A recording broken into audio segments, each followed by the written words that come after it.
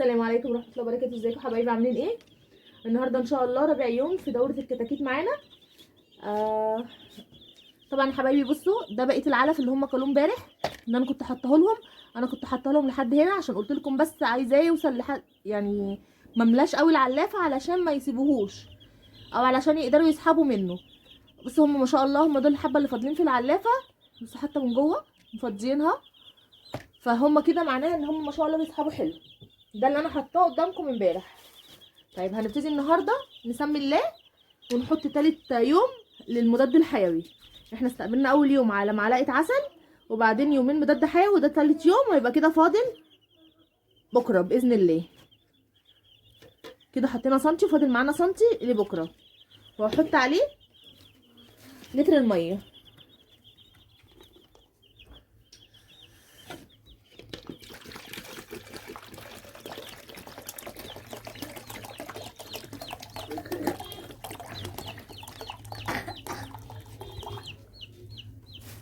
بالشكل ده حبايبي.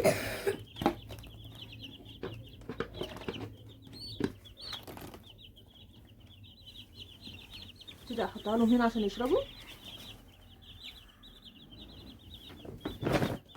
وابتدي ازود لهم العلف.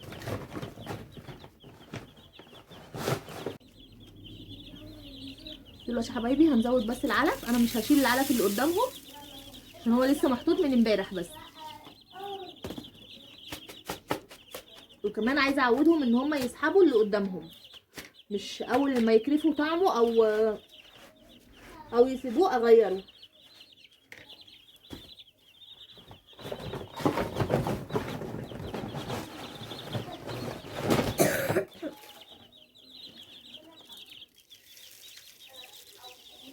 انا كده مليت بس نص العلافه زي ما حضراتكم شايفين كده لحد هنا بالشكل ده، وهسيبها لهم لبكره. طبعا يا جماعه حضراتكم شايفين الفرق، بصوا ما شاء الله كتكوت بدا يهم معانا، حتى بدا يطلع ريش في الاجنحه، في الجناح بتاعه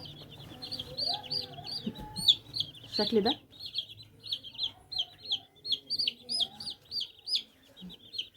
هو ما شاء الله كتكوت نشيط وحلو، والسقعه مش مؤثره فيه، يعني عشان انا مدفيه له المكان قوي هنا، فالسقعه الحمد لله مش مؤثره فيه. تعرفوا ازاي ان الجو ساقع عليهم؟ لو لقيتهم كلهم متجمعين في مكان واحد، وبالذات لو تحت المكان اللي بيتدفي، يعني لو لمبه هتلاقيهم كلهم متجمعين تحت اللمبه، تعرفوا ان هم ان هم بردانين. لكن لو اتجمعوا كده بالشكل ده، حبه هنا وحبه هنا، لا اعرفوا ان هو كده الجو حلو. لكن هم طبيعه الكتاكيت ان بيحبوا يبقوا جنب بعض، يعني حتى لما بيشبعوا بيروحوا على جنب كده ويناموا جنب بعضيهم، ودي طبيعتهم.